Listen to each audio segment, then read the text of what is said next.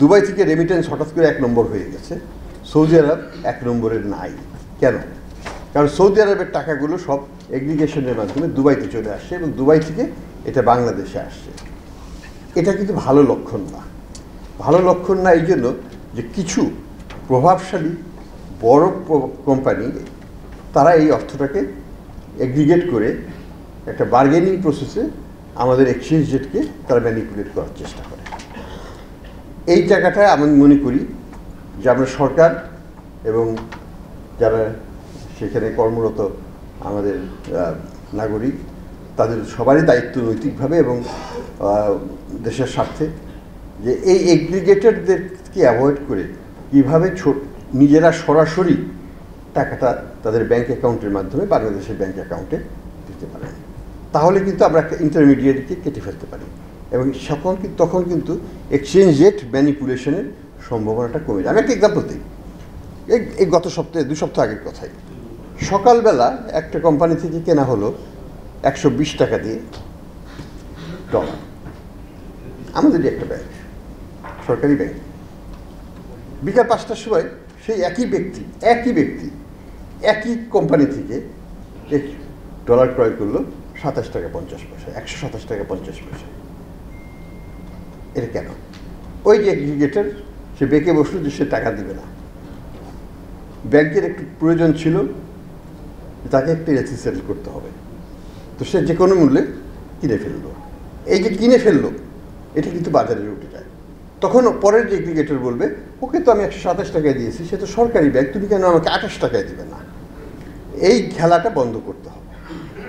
এই খেলার কোনো শেষ নেই, এটা চলতেই থাকবে। আমি 28 টাকা দিলে সে বলবে 30 টাকা দাও, 30 টাকা দিলে বলবে 35 টাকা দাও। কাজেই এখানে আমি মনে করি ক্ষমতার সোর্স কিন্তু আমরা, আমাদের দেশে তাদের টাকা পাঠাতেই হবে। আমরা যদি তাদের কাছ থেকে 7 দিন না নিই তারা কিন্তু আউট অফ বিজনেস হবে। কারণ টাকার ডলার তো সে কিনে ফেলেছে, অলরেডি সে কিনে ফেলেছে, তার এখন টাকা তার কাস্টমারকে সে অলরেডি দিয়েও ফেলেছে। He is exposed on 2 ends, dollar এন্ডে, টাকার এন্ডে। দুটোর লায়াবিলিটি সে বহন করার মতো তার সব সক্ষমতা কয়দিন?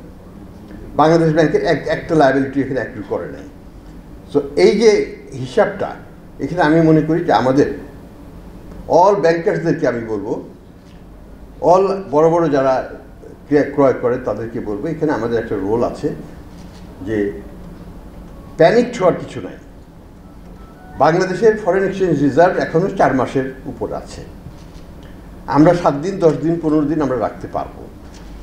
আমাদেরকে এগ্রিগেটরের কাছ থেকে না কিনলেও চলবে। ওই 10টা এগ্রিগেটরকে ব্যান করে দিলেও আমাদের কিছু আসে যায় না। There are hundreds of others who can transfer money বাংলাদেশে। টেকনোলজি আজকে কোনো শর্টেজ নেই, কিন্তু আমাদের একটু একতাবোধ থাকতে হবে।